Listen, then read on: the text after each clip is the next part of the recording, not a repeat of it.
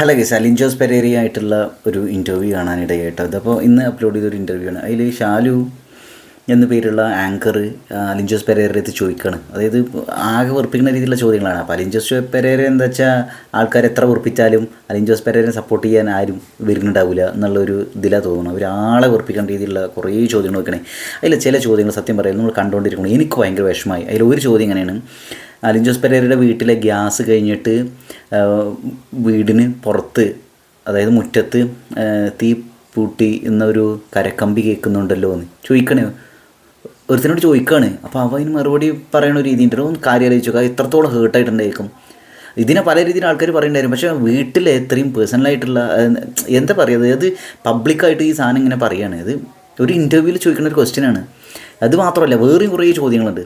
അതായത് ഈ കോപ്രായം കാണിക്കുന്ന സംഗതികൾ അങ്ങനെ അതിൻ്റെ അടുത്ത പാർട്ട് വരുന്നില്ലേ നോക്കുമ്പോൾ ഇല്ല, അത് അപ്പോൾ മൂപ്പര് പറഞ്ഞില്ല, ഞാൻ ഈ കോപ്രായം കാണിക്കേണ്ട രീതിയിലാണല്ലോ അത്, അപ്പോൾ അത് കാണുമ്പോൾ എനിക്ക് വിഷമം, ഞാൻ കരയും, അപ്പം ഇനി ഇതങ്ങനെ ചെയ്യില്ല. അപ്പോൾ പറയണം, അയ്യോ അതിൻ്റെ കരയണം എന്നൊക്കെ ചോദിക്കണം.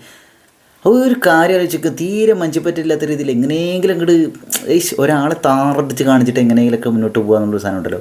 ഇത് മാത്രമല്ല കേട്ടോ, കുറേ ചോദ്യങ്ങളായി ചോദിക്കുന്നുണ്ട്. എനിക്കതിൽ ഭൂരിഭാഗം ചോദ്യങ്ങളും അവനെ ഇൻസൾട്ട് ചെയ്യുന്ന രീതി സംഗതിയായിട്ട് ചോദിക്കുന്നത്.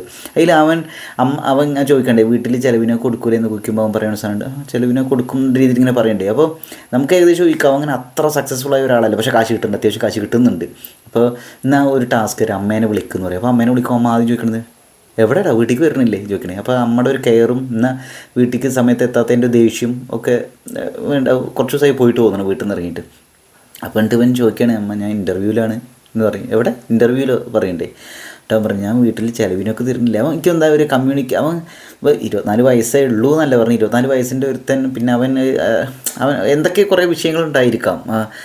അപ്പോൾ അവൻ്റെ അമ്മ ഇത് ചോദിക്കാനാണോ വിളിച്ച്, എന്നോട് പറയിപ്പിക്കണ്ട, നല്ല എൻ്റെ വായിലിരിക്കുന്ന കേൾക്കും, അങ്ങനെ എന്തോ പറയണം. അപ്പോൾ എനിക്കത് അമ്മയുടെ കെയറും അമ്മ കാണിക്കുന്ന ഒരു ദേഷ്യം, ഇപ്പോൾ അമ്മ തല്ലുമൊക്കെ ഇല്ലേ മക്കളേക്ക്, അതുപോലുള്ളൊരു സംഗതി കുറുമ്പ് കാണിച്ചിട്ടുണ്ടെങ്കിൽ അതുപോലുള്ളൊരു സംഗതി കേട്ടാണ് എനിക്ക് തോന്നിയത്.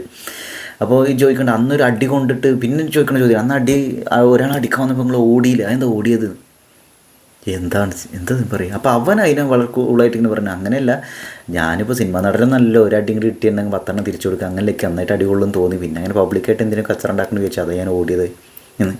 അയാൾ പെട്ടെന്ന് ദേഷ്യം പിടിച്ചിങ്ങ് വന്ന ഒരവസ്ഥയിലായിരുന്നത്. ഇപ്പോൾ എന്താണ് ഒരു ഇൻ്റർവ്യൂവിൽ ഒരു ചെങ്ങായിന് എത്രത്തോളം തരം താഴ്ത്താൻ പറ്റുമോ, അതിൻ്റെ ആ ലെവലിൽ ശ്രമിച്ച വ്യക്തി തോന്നുന്നു. എനിക്ക് ഒന്ന് ഇടയ്ക്ക് മുപ്പത്തിയേരെ എക്സ്പ്രഷൻ കണ്ടപ്പോൾ മുപ്പത്തിയേർക്കും തോന്നി തോന്നുന്നത് കുറച്ച് ഓവറായി പോയിന്ന്. എന്തായാലും നിങ്ങൾ ആ വീഡിയോ കണ്ടാൽ നിങ്ങൾക്കത് മനസ്സിലാവും കേട്ടോ.